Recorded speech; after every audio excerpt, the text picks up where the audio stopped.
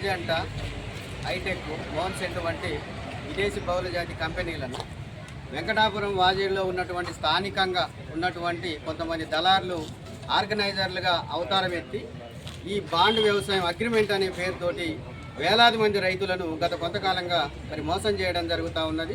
ఈరోజు రైతులు వ్యవసాయం చేసిన తర్వాత పంట చేతికి వచ్చిన చూస్తే ఎక్కడ కూడా మరి విత్తనాలు గింజలెక్కినటువంటి పరిస్థితి లేదు. దాంతో రైతులు గొల్లు మారడం జరుగుతూ ఉన్నది.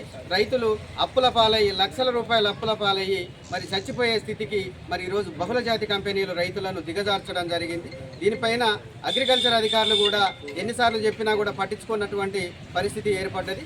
అగ్రికల్చర్ అధికారులు కూడా ఈ బహుళజాతి కంపెనీల్లో పనిచేస్తున్నటువంటి దళార్లతోటి టైఅప్ అయ్యి రైతులకు అన్యాయం చేయడం జరుగుతూ ఉన్నది. దీనిపైన జిల్లా కలెక్టర్ గారిని ఈరోజు కలవడం జరిగింది. జిల్లా కలెక్టర్ గారు కూడా దీనిపైన ఈ వేల కోట్ల కుంభకోణం పైన, మొక్కజొన్న కుంభకోణం పైన మరి సమగ్రమైనటువంటి విచారణ జరిపించాలి.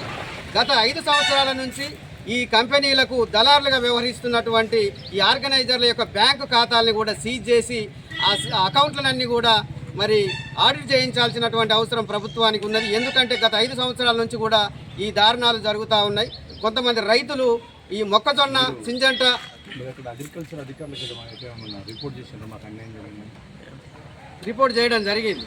అక్కడ స్థానికంగా ఉన్నటువంటి వ్యవసాయ అధికారులకు రైతులంతా పోయి కంప్లైంట్ చేస్తే మాకు ఈ విషయం తెలియదు, అసలు ఏం జరిగిందో కూడా మాకు తెలియదు, మా దృష్టికి రాలేదని చెప్పి వాళ్ళు చెప్పడం జరిగింది.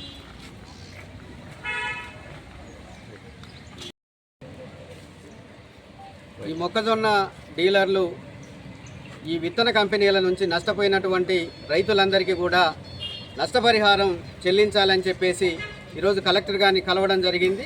అదేవిధంగా పూర్తి స్థాయిలో నష్టపోయినటువంటి రైతులందరికీ కూడా నష్టపరిహారం చెల్లించాలని చెప్పేసి మేము డిమాండ్ చేస్తూ ఉన్నాం.